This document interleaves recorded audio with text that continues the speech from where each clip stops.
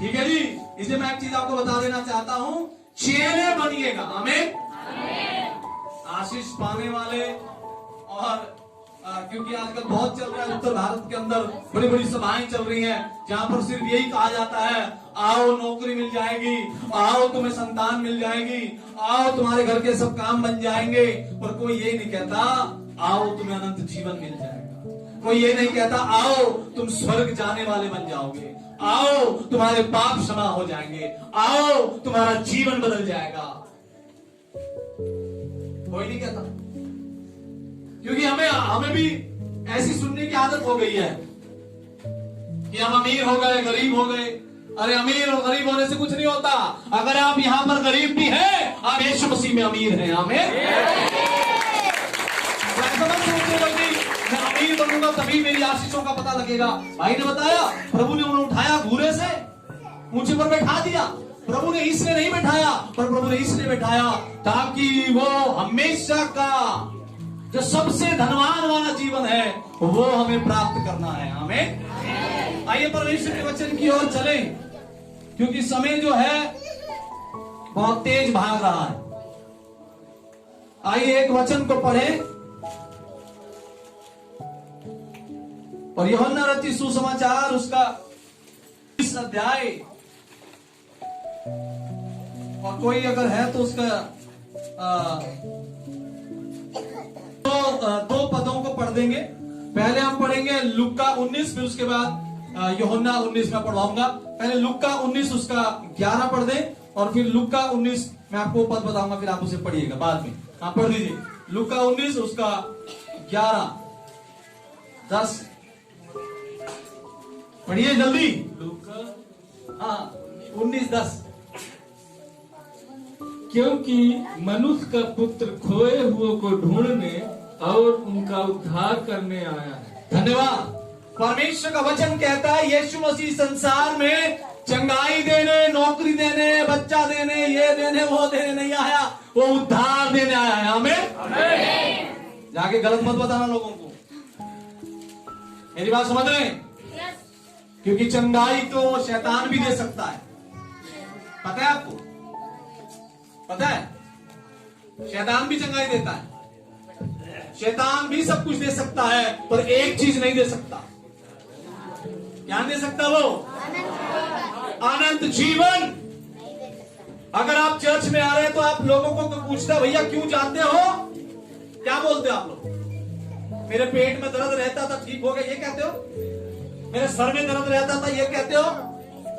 अरे औलाद नहीं थी इसलिए मेरे को औलाद दे दी परमेश्वर, इसलिए जाती हूं। नहीं, मैं पापी थी, प्रभु ने मेरे पाप क्षमा कर दिए। मैं अंधकार में था, मैं अब उजाले में हूं, और मेरा नाम जीवन की पुस्तक में लिख दिया गया है। अब मैं नरक में नहीं जाऊंगा, अब मैं स्वर्ग में जाऊंगा। हमें आप ऐसा कहते हो? नहीं कहते। हम कुछ और ही कहानी सुनाते हैं। अरे भैया आ जाएगा, पेट में दर्द रहता ठीक हो जाएगा, तो वो कहते डॉक्टर है क्या? एमबीबीएस। हमने यीशु मसीह को जादूगर बना दिया। मैं इस बातों से बहुत मेरे को दुख होता है जब हम ये कहते हैं यीशु ये करता है, अरे वो तो फ्री में मिलता है, चंगाई फ्री में मिल जाती है। हमें वो सब कुछ कर सकता है, पर जो उत्तम बात है हम उसे भूल जाते हैं। वो उद्धार देने आया है हमें, उसको हम भूल जाते हैं। कई लोग अब यूट्यूब पे वीडियो देखते रहते चंगाई की, जब अपने घर जाते हैं चंगाई की वीडियो देखते रहते हैं। मैं आपको बताना चाहता हूं सबसे बड़ी चंगाई क्या होती है। किसी को पता है सबसे बड़ी चंगाई कौन सी? आमीन। बहन क्या नाम है आपका? यह है सबसे बड़ी चंगाई। जब आप बातों से मन फिराओगे, ये सबसे बड़ी चंगाई।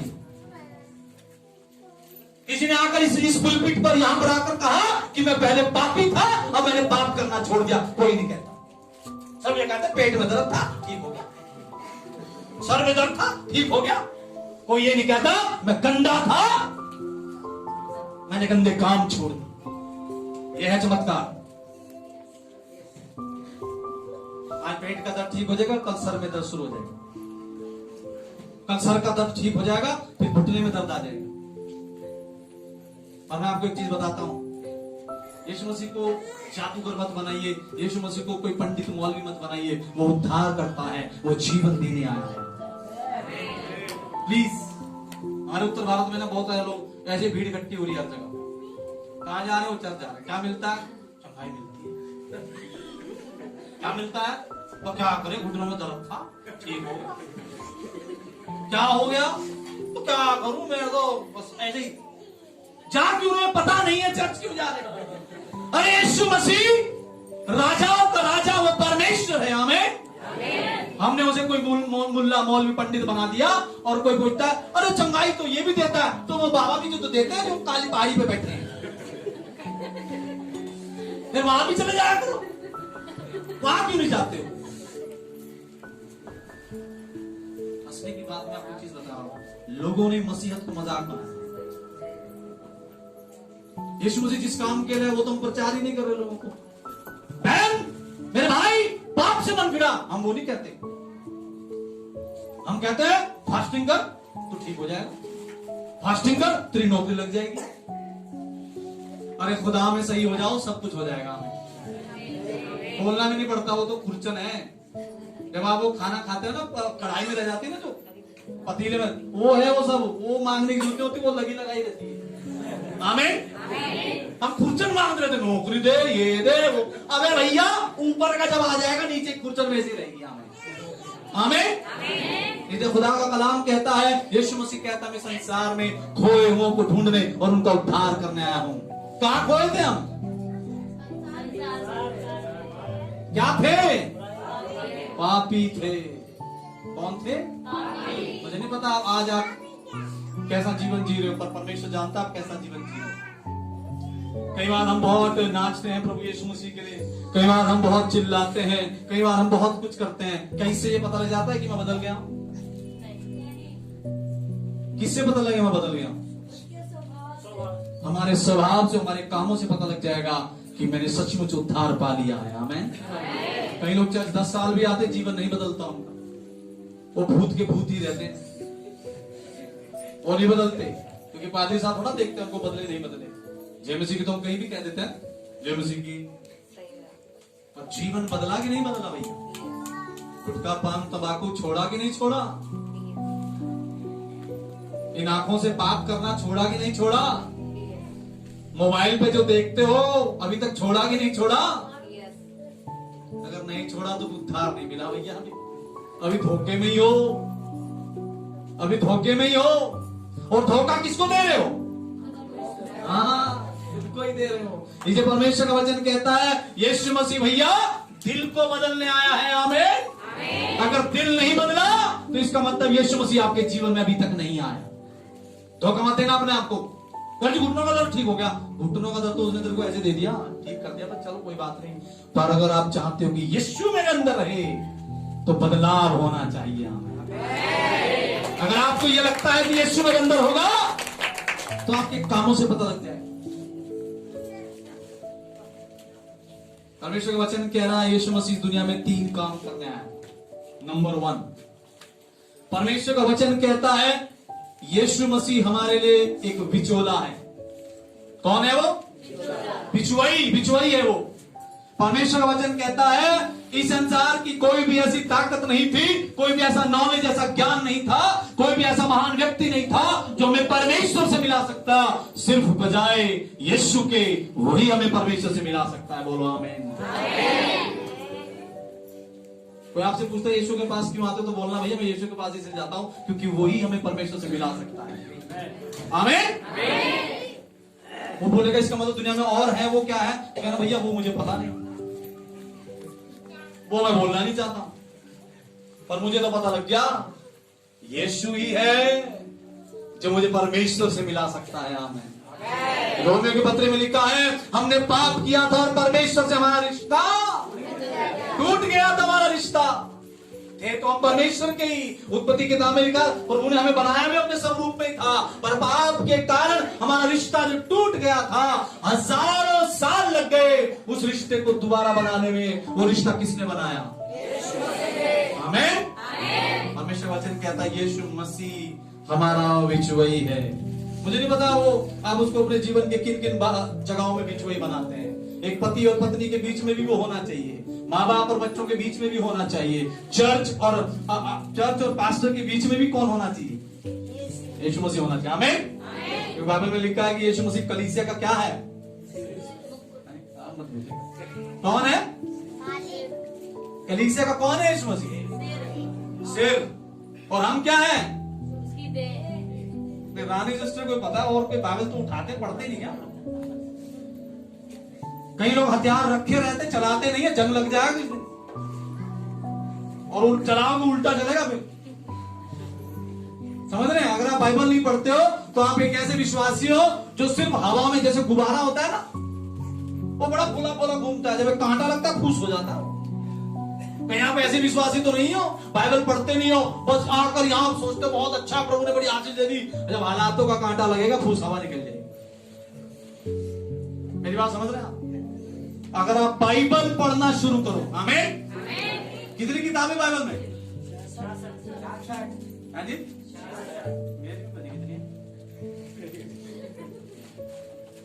कितनी किताबें हैं? किताबों के नाम बताओगे आप लोग? कोई खड़े होंगे?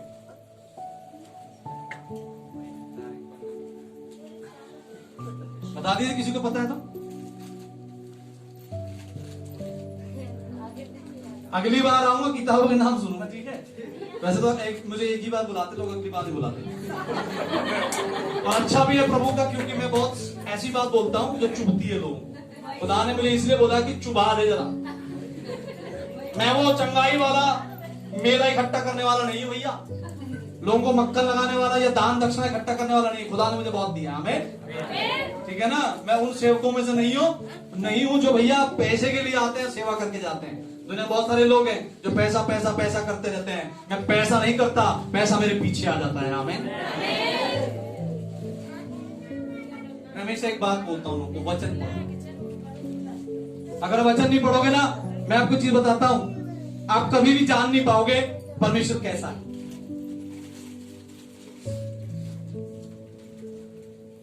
परमेश्वर को जानने के लिए एक ही रास्ता है, क्या है वो? बाइबल। अगर बाइबल नहीं पढ़ते आप परमेश्वर कभी जान नहीं पाओगे। जो लोग आंख बंद कर भविष्यवाणियां करते हैं ना, आंख बंद कर दर्शन की बात करते हैं, मैं उन लोगों से एक ही बात पूछता हूं, बाइबल कितनी बार पढ़ी है तूने? परमेश्वर का वचन सबसे बड़ा दर्शन है। आमीन। परमेश्वर का वचन सबसे बड़ा सत्य है। इससे बड़ा सत्य कोई भी नहीं है। क्यों दुनिया की बातों पर मन लगाते? इसलिए परमेश्वर का वचन कहता है, पहला तीमुथियुस उसका 2 अध्याय उसके 5 पद में लिखा है। जल्दी से आप में से कोई फटाफट पढ़ दीजिए। पहला तीमुथियुस 2:5, दूसरा कुरिन्थियों 5 अध्याय 18-20 पद। नहीं तो शाम के 5 बजे तक बैठना पड़ेगा आप लोगों को। पढ़िए जल्दी से। नहीं, पहला पढ़िए, पहला तीमुथियुस 2:5। क्योंकि तुम जानते हो कि हमने तो कभी चापलूसी की बातें किया करते थे। पहला तीमुथियुस, हाँ पढ़िए आगे। क्योंकि परमेश्वर एक ही है, हाँ, और परमेश्वर और मनुष्य के बीच में एक ही बिचवाई है, अर्थात मसीह यीशु जो मनुष्य है। मिलकर रहना, कोई बात। ऐसा होता है, ऐसा होता है।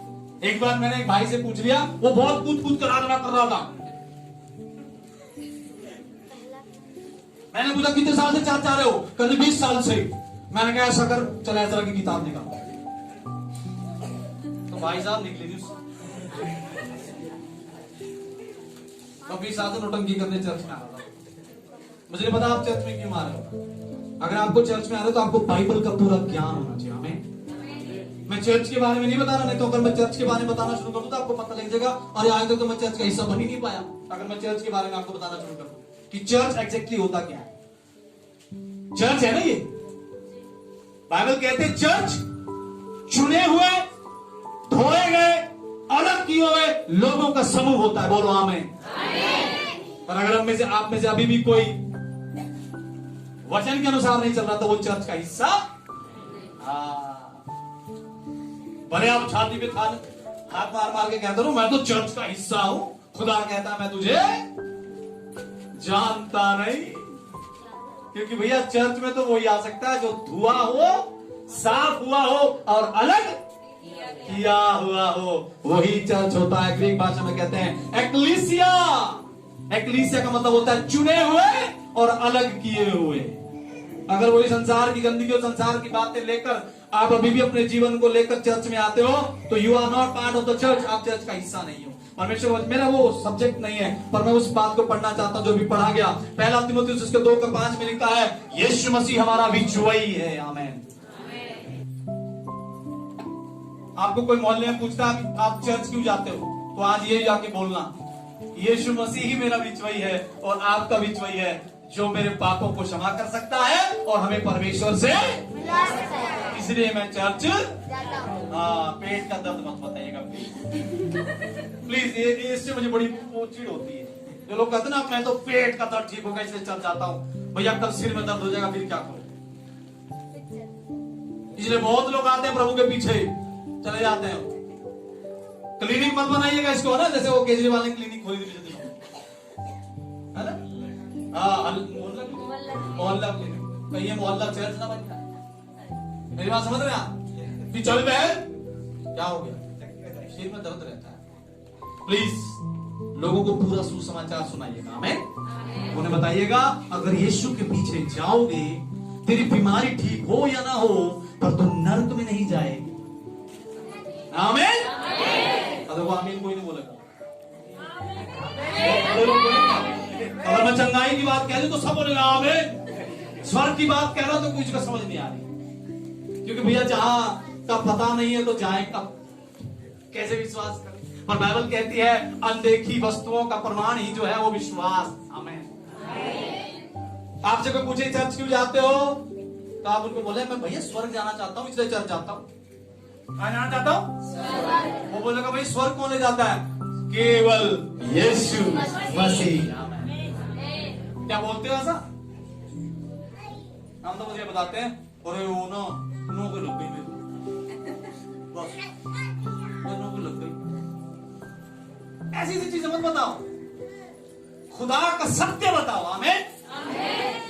उनको बताओ जिस पाप से तू छूट नहीं पा रहा है, अगर एक व्यक्ति है, अगर तू उस पर विश्वास कर ले तो वो तुझे पाप से छुटकारा दे सकता है। आमीन। कोई बाबा, कोई संत और दुनिया की कोई भी काल्पनिक बातें आपको पाप से छुटकारा नहीं दे सकती। बाइबल कहती है यीशु मसीह वो पवित्र बलिदान है जिस पर विश्वास करने के द्वारा आप पापों से क्षमा पा सकते हो। आमीन। परमेश्वर का वचन कह रहा है 2 कुरिन्थियों के 5 उसका 18-20 में, जल्दी से पढ़िएगा ताकि मैं जल्दी से खत्म भी कर सकूं। जिसने मसीह के द्वारा अपने साथ हमारा मेल मिलाप कर, परमेश्वर का वचन कहता है केवल यीशु मसीह के द्वारा हमारा मेल मिलाप परमेश्वर से हो गया है।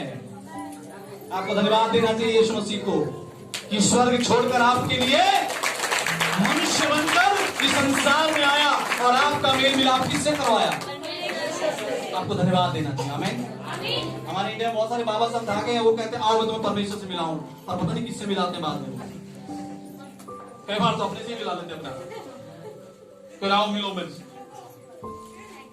हमारे हिंदुस्तान में हर सत्संग में औरतें बहुत जाती हैं, कहीं भी चले जाओ औरतें ही औरतें, औरतें ही औरतें। लाखों की भीड़ में कम से कम अगर 2 लाख की भीड़ में 1.5 लाख औरतें, और उनको जिज्ञासा रहती है, पर किस चीज की वो मुझे नहीं पता। भूख बड़ी रहती है पर किस चीज की वो मुझे नहीं पता। पर मैं आपके बारे में नहीं कह रहा हूं, आप तो प्रभु की बेटियां हैं, है ना? तो परमेश्वर का वचन कह रहा है यीशु मसीह ही है और आपका समझौता, आपका संबंध यीशु मसीह से करवा सकता है, आपका रिश्ता परमेश्वर से जोड़ सकता है, वो सिर्फ यीशु मसीह है। आमीन। एक वचन जल्दी से पढ़िए, पहला यूहन्ना 4:9 और उसका 10 पर जल्दी पढ़िए। यीशु मसीह, पहला यूहन्ना 4:9-10। यीशु मसीह हमारे लिए पश्चाताप, जो प्रेम परमेश्वर हमसे रखता है वह इससे प्रकट हुआ कि परमेश्वर ने अपने इकलौते पुत्र को जगत में भेजा है कि हम उसके द्वारा जीवन पाए। प्रेम इसमें नहीं कि हमने परमेश्वर से प्रेम किया, पर इसमें है कि उसने हमसे प्रेम किया और हमारे पापों के प्रायश्चित के लिए अपने पुत्र को भेजा। हमारे पापों के प्रायश्चित के लिए कौन प्रायश्चित बन गया? जो प्रायश्चित हमें करना था वो कौन बन गया? आमीन। इंग्लिश में एक शब्द है प्रोपिशिएशन बोलते हैं उसको। उसका मतलब होता है यीशु मसीह हमारे लिए पश्चाताप बन गया। आमीन। परमेश्वर का वचन कहता है परमेश्वर का क्रोध मनुष्यों पर हमेशा भड़का रहता था। उस क्रोध को किसने शांत किया? कैसे? अपना लहू बहा के। क्रूस के ऊपर यीशु मसीह ने अपनी जान देकर परमेश्वर के क्रोध को अपने ऊपर ले लिया और उस क्रोध को लेकर परमेश्वर के प्रेम को आपको दे दिया। आमीन। ये है यीशु मसीह। क्या सोच रहे हैं आप यीशु मसीह को सिर्फ वो झोला छाप नहीं है ना? झोला छाप बाबा जो चंगाई देता है, पुड़िया दे देता है, बस चलो भैया चर्च ये हो जाएगा वो हो जाएगा। उनको बताना चर्च जाते हो तो भैया ये चीज बताना जो मैं आज बता रहा हूं। अब मत बताना लोगों को सिर दर्द पेट दर्द ये वाली बातें। उनको बताना मैं गुनाहगार था, मैं अपनी आंखों से बहुत पाप करता था, मैं अपनी पत्नी को छोड़कर दूसरे की पत्नी को देखता था। कोई है का माई कलाल जो ऐसा पाप करके यहाँ खड़े होकर बोल दे? वही बोल सकता है जो सच में बदल गया है। हमें नहीं तो कोई नहीं बोलता। सब दूध के धुले रहते हैं। समझ रहे हैं आप मेरी बात? मैं ये नहीं कह रहा कि पाप हमारे अंदर वास नहीं करता है। कई लोग पवित्र आत्मा को बुलाते रहते हैं। पता है आपको? पवित्र आत्मा को बुलाते हैं लोग।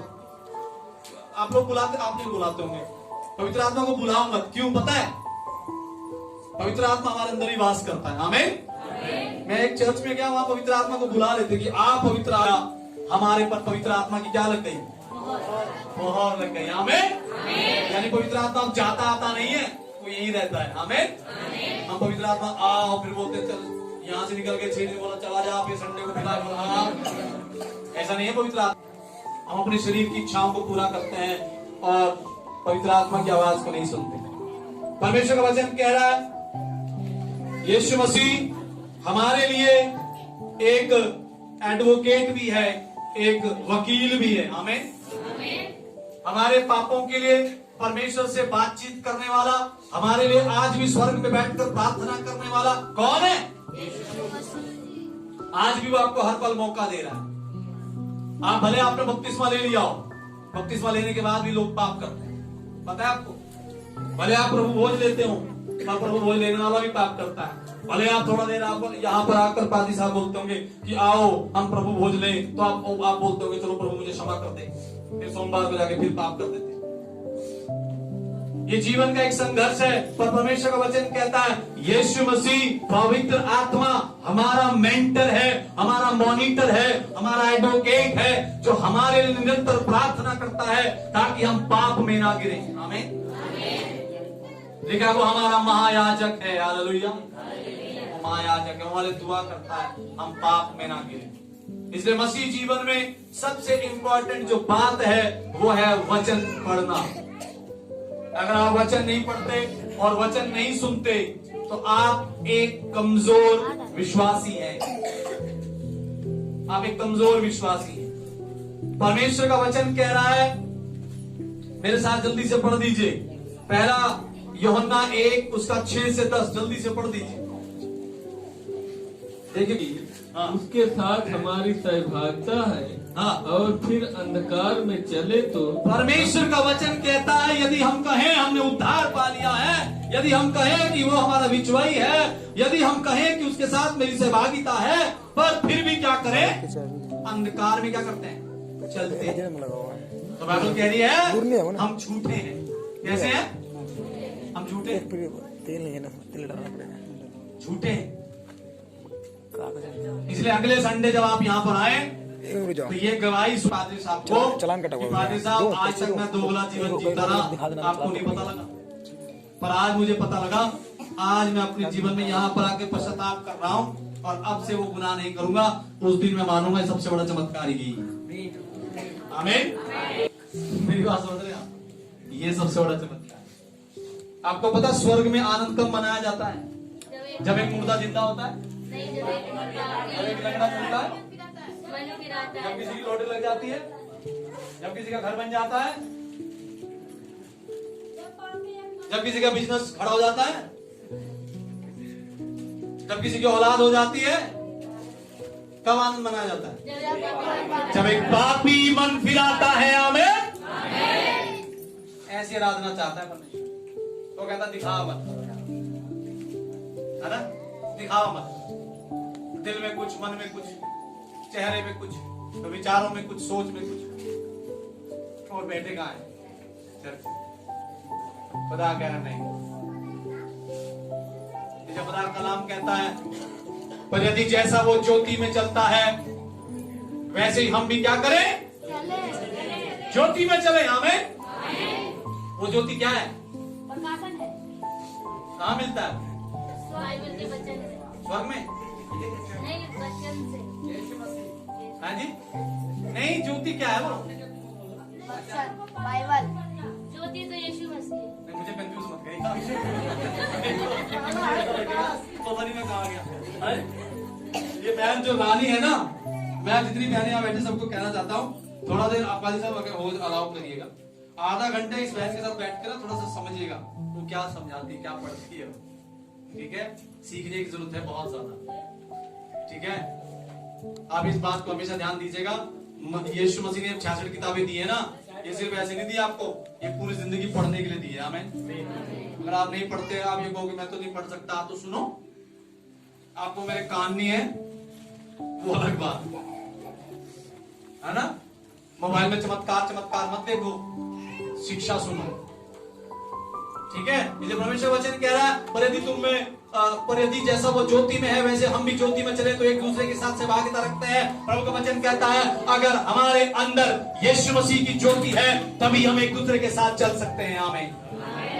नहीं तो यीशु मसीह के चेलों में भी प्रॉब्लम थी, यहाँ पर भी बहुत सारी प्रॉब्लम हो सकती है, हर कलीसिया में प्रॉब्लम होती है, पर मैं सोचता हूँ शायद यहाँ ना हो।